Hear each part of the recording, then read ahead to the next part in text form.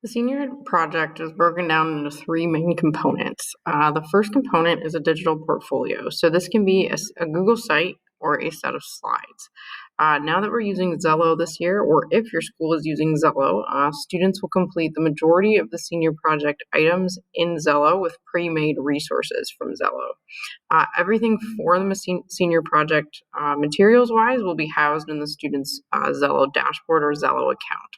If your school does not have Zello lessons don't necessarily apply to you, but we have all of the paper versions or PowerPoint digital versions of those lessons that are equivalent to what you would do in Zello, also linked in the course guide. So the digital portfolio is broken into the following sections. So on a student's Google site or their slides, whatever they decide to use, traditionally we've used a site, they should have this broken down into the following components. There's a reflection piece and then artifacts that they should upload that showcase the various sections.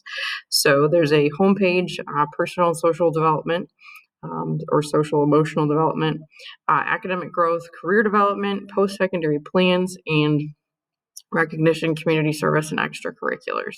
There are deadlines posted for each of these things. These are suggested deadlines. Please collaborate with your building level cohort to agree upon due dates for each of these items.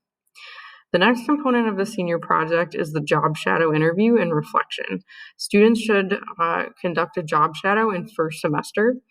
There's a COVID-19 modification also available to you, outlined here.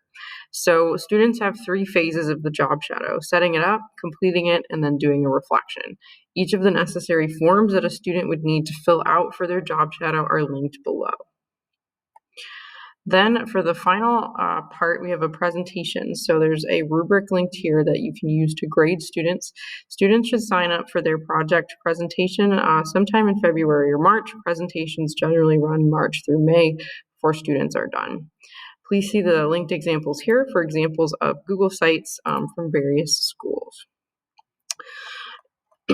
In order to grade the senior project, there's also a rubric set up in the advisory course guide and folders. So this is the rubric for the digital portfolio. This is the rubric for the job shadow. Notice also containing the portion for the final reflection paper, which generally happens in February, and then a rubric for the final presentation and what should all be included.